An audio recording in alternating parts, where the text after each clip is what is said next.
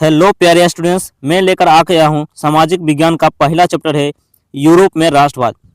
Europe में राष्ट्रवाद से जितने भी यहाँ पर प्रश्न बनेंगे, 40 प्रश्न बनेंगे, 80 प्रश्न बनेंगे, जितने भी यहाँ पर प्रश्न बनेंगे सभी प्रश्न को यहाँ पर अच्छे से देखने वाले हैं।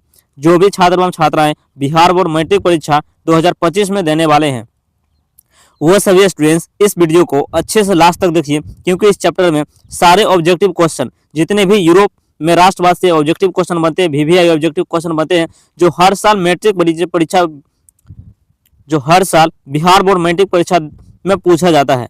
तो चलिए सारे प्रश्न को आपको अच्छे से करके बताते हैं और सभी प्रश्न को आप अच्छे से याद कर लीजिएगा एग्जाम में जाने से पहले, ताकि 100% ये क्वेश्चन आपको एग्जाम में मिले और सही टिक करके आए। तो चलिए इस वीडियो को आपको स्टार्ट करते हैं और सारे प्रश्न को अच्छे से आपको करके बताते हैं एक एक करके। पहला क्वेश्चन यहाँ पर कर रहा है। पहला क्वेश्चन, गरिबाल्डी पेशे से क्या था? तो गरिबाल्डी पेशे से क्या था? तो गरिबाल्डी पेशे से एक नाविक था। तो इस क्वेश्चन को आप 100% याद कर लीजिएगा।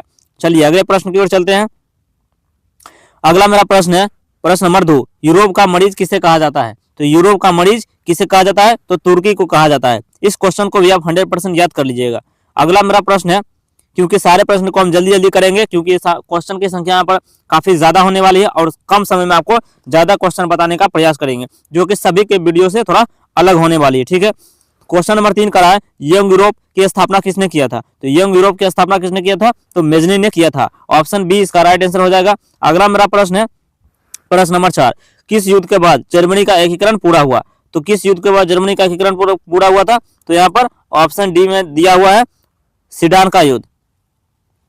सीडान का युद्ध के बाद यहाँ पर जर्मनी का एकीकरण पूरा हुआ। अगले प्रश्न की ओर चलते हैं। तो अगला मेरा प्रश्न कर रहा है 5वां नंबर, यूरोप वासियों के लिए किस देश का साहित्य एवं ज्ञान एवं विज्ञान प्रेरणा स्रोत रहा था? तो यहाँ पर ऑप्शन बी इसका राइट आंसर हो जाएगा यूनान का, क्योंकि यूनान का यहाँ पर जो कि साहित्य एवं विज्ञान प्रेरणा स्रोत लगा था यूरोप वासियों के लिए। ठीक है, तो इस क्वेश्चन को भी आप 100% याद कर लीजिएगा। तो चलिए अगले प्रश्न की ओर चलते हैं। अगला मेरा प्रश्न कर रहा है प्रश्न नंबर 6, इटली एवं जर्मनी वर्तमान में किस महादेश के अंतर्गत आते हैं? तो आप सभी जानते हैं कि इटली एवं जर्मनी जो है कि यूरोप महादेश के अंतर्गत आती है। तो ऑप्शन सी इसका राइट आंसर हो जाएगा। ये भी क्वेश्चन वीवीआई इंपॉर्टेंट क्वेश्चन है, जो कि 2025 में जितने भी छात्र छात्राएं दे रहे हैं एग्जाम, उसमें पूछा जाएगा। ठीक है, तो अच्छे से इसको याद कर लीजिएगा। अगले प्रश्न की ओर चलते हैं। तो अगला मेरा प्रश्न करा प्रश्न नंबर 7, रक्त एवं लौह नीति का अवलंबन किसने किया था? तो रक्त एवं लौह नीति का अवलंबन किसने किया था? तो बिस्मार्क ने किया था। ऑप्शन सी इसका राइट आंसर हो जाएगा। ये भी क्वेश्चन वीवीआई ऑब्जेक्टिव क्वेश्चन है, इसको आप 100% याद कर लीजिएगा अच्छे से। ठीक है, अगले प्रश्न की ओर चलते हैं। तो अगला मेरा प्रश्न कर रहा है प्रश्न नंबर 8, जर्मन राइन राज्य का निर्माण किसने किया था? तो जर्मन राइन राज्य का निर्माण यहाँ पर जो कि नेपोलियन बोनापार्ट ने किया था। ऑप्शन बी इसका राइट आंसर हो जाएगा, नेपोलियन बोनापार्ट ने। ठीक, तो इस क्वेश्चन को भी आप 100% याद कर लीजिएगा। तो इस क्वेश्चन को भी आप अच्छे से याद कर लीजिएगा। तो चलिए अगले प्रश्न की ओर चलते हैं। अगला मेरा प्रश्न है कि वियना कांग्रेस के द्वारा फ्रांस में किस शासक वंश की स्थापना की गई थी? यानी कि वियना कांग्रेस के द्वारा जो है कि फ्रांस में किस शासक वंश की स्थापना की गई थी? तो ऑप्शन सी इसका राइट आंसर हो जाएगा, बुर्बो वंश की स्थापना की गई थी। इस क्वेश्चन को भी आप 100% याद कर लीजिएगा। ये भी क्वेश्चन वीवीआई इंपोर्टेंट क्वेश्चन है, जो कि हर साल एग्जाम में पूछे जाते हैं। तो चलिए अगले प्रश्न की ओर चलते हैं। अगला मेरा प्रश्न करा प्रश्न नंबर 10, सन 1870 में फ्रांस और पर्सा के बीच युद्ध कहाँ हुआ था? तो फ्रांस और पर्सा के बीच युद्ध कहाँ हुआ था? तो यहाँ पर सेडान में हुआ था। ऑप्शन ए इसका राइट आंसर हो जाएगा, सेडान में हुआ था। इस क्वेश्चन को भी आप अच्छे से याद कर लीजिएगा। अगले प्रश्न की ओर चलते हैं। अगला मेरा प्रश्न कर रहा है कि जालबेरिन एक संस्था थी। तो जालबेरिन एक संस्था थी, तो जालबेरिन किसकी संस्था थी? तो जालबेरिन यहाँ पर व्यापारियों की संस्था थी। ठीक है, जो कि पर्सा में पड़ता है। तो ऑप्शन बी इसका राइट आंसर हो जाएगा, जालबेरिन एक व्यापारियों की संस्था थी। तो ऑप्शन बी इसका राइट आंसर हो जाएगा। अगले प्रश्न की ओर चलते हैं। तो अगला मेरा प्रश्न कर रहा है प्रश्न नंबर 12, बिस्मार्क निम्न में से क्या था? तो बिस्मार्क आप सभी जानते हैं कि बिस्मार्क जो है कि निम्न में से क्या था? तो बिस्मार्क जो है कि कूटनीतिज्ञ था। क्या था? कूटनीतिज्ञ। ऑप्शन डी इसका राइट आंसर हो जाएगा। इस क्वेश्चन को भी आप अच्छे से याद कर लीजिएगा, वीवीआई इंपोर्टेंट क्वेश्चन है। अगला मेरा प्रश्न कर रहा है, अगले प्रश्न की ओर चलते हैं। अगला मेरा प्रश्न कर रहा है कि इटली एवं जर्मनी के एकीकरण के विरुद्ध निम्न में से कौन था? तो इटली एवं जर्मनी का जब एकीकरण हो रहा था तो वहां पर जो इसका विरुद्ध कौन कर रहा था? तो ऑस्ट्रिया कर रहा था। ठीक है, ऑस्ट्रिया विरुद्ध उसका कर रहा था। तो ऑप्शन सी इसका राइट आंसर हो जाएगा। ये भी क्वेश्चन एमवीवीआई है। ये क्वेश्चन क्या है? एमवीवीआई है। हर बार एग्जाम में पूछे ही पूछे जाते हैं। अगले प्रश्न की ओर चलते हैं। तो अगला मेरा प्रश्न कर रहा है कि फ्रैंकफर्ट की संधि कब हुई थी? तो फ्रैंकफर्ट की जो संधि हुई थी वह 1871 में हुई थी। ऑप्शन डी इसका राइट आंसर हो जाएगा। इस डेट को आप अच्छे से कॉपी में नोट कर लीजिए, अच्छे से कॉपी में नोट कर लीजिए, क्योंकि हर साल एग्जाम में पूछे ही पूछे जाते हैं। आप कोई भी क्वेश्चन बैंक या क्वेश्चन पेपर उठाकर देख लीजिए, उसमें पूछा ही पूछा जाता है इस क्वेश्चन को, क्योंकि फ्रैंकफर्ट की संधि जो है कि 1871 में हुई थी। ठीक है, अगले प्रश्न की ओर चलते हैं। अगला मेरा प्रश्न कर रहा है प्रश्न नंबर 15। मेजनी का संबंध किस संगठन से था? मेजनी का संबंध किस संगठन से था? तो यहाँ पर कार्बोनारी संगठन से था, यहाँ पर कार्बोनारी संगठन से था। यहाँ पर इस क्वेश्चन को भी आप अच्छे से याद कर लीजिएगा। अगले प्रश्न की ओर चलते हैं। तो अगला मेरा यहाँ पर प्रश्न कर रहा है प्रश्न नंबर 16। काउंट काबूर को विक्टर इमैनुअल ने किस पद पर नियुक्त किया था? तो काउंट काबूर को विक्टर इमैनुअल ने यहाँ पर किस पद पर नियुक्त किया था?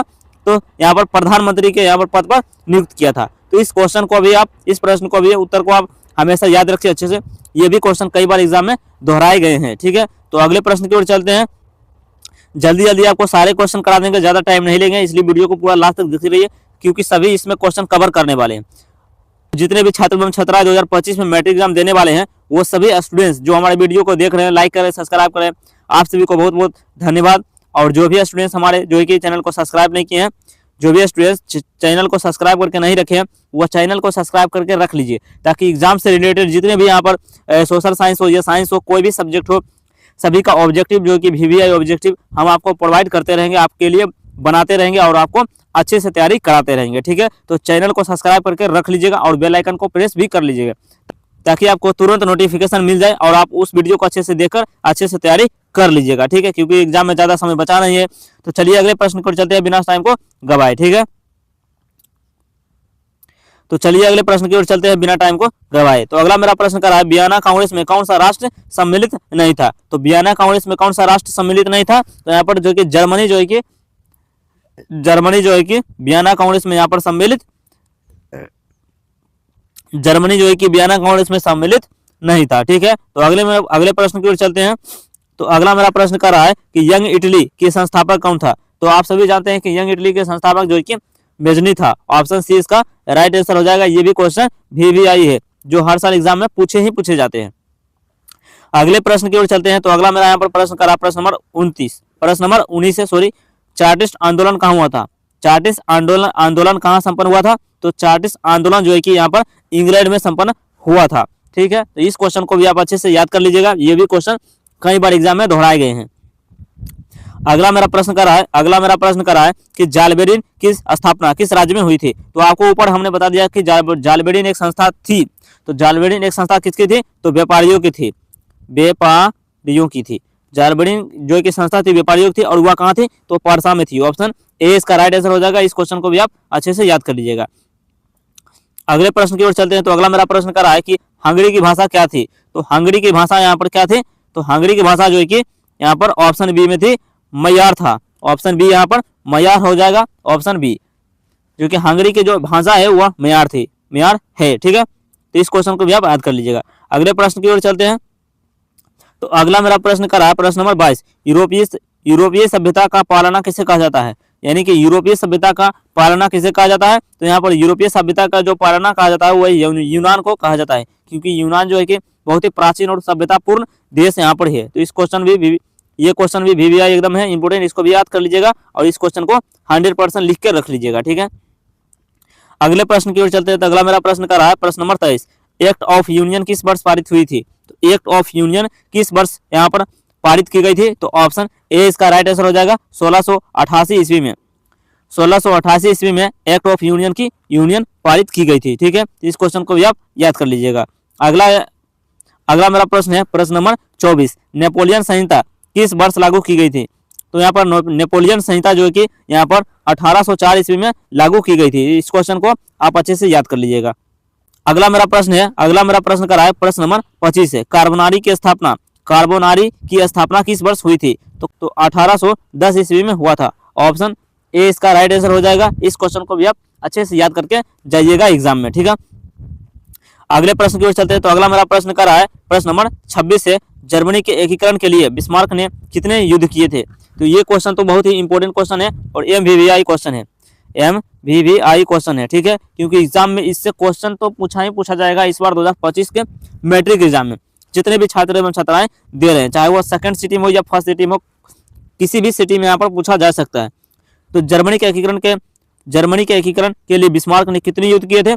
तो ऑप्शन यहाँ पर हो जाएगा सी, ऑप्शन सी इसका राइट आंसर हो जाएगा, 3 युद्ध किए थे जर्मनी का एकीकरण के विरुद्ध, यहाँ पर जो कि 3 युद्ध किए थे, ठीक है। तो अगला मेरा प्रश्न कर रहा है, अगला मेरा प्रश्न है कि यूनान के स्वतंत्रता संग्राम में किसकी पराजय हुई थी? यानी कि यूनान की जो स्वतंत्रता संग्राम थी हुआ, उसमें किसकी पराजय हुई थी? तो यहाँ पर तुर्की की पराजय हुई थी, ऑप्शन 20 का राइट आंसर हो जाएगा, ठीक है। अगले प्रश्न की ओर चलते हैं। तो अगला मेरा प्रश्न करा प्रश्न नंबर 28, पर्सा का शासक कौन था? तो पर्सा का जो शासक था वह कौन था? तो यहाँ पर विलियम प्रथम था। पर्सा का जो शासक था वह विलियम प्रथम था। इस क्वेश्चन को भी आप अच्छे से याद करके रखिएगा, ठीक है।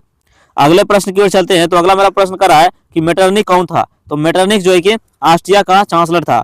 ये सभी जानते हैं आप लोग, ऑप्शन ए इसका राइट आंसर हो जाएगा। इस क्वेश्चन को भी आप अच्छे से याद कर लीजिएगा, VVI क्वेश्चन है, ठीक है। तो चलिए अगले प्रश्न की ओर चलते हैं।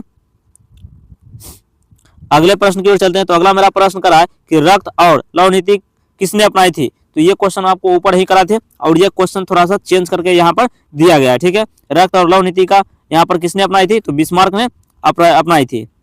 तो यहाँ पर बिस्मार्क जो कि ऑप्शन ए में है और इसका राइट आंसर हो जाएगा।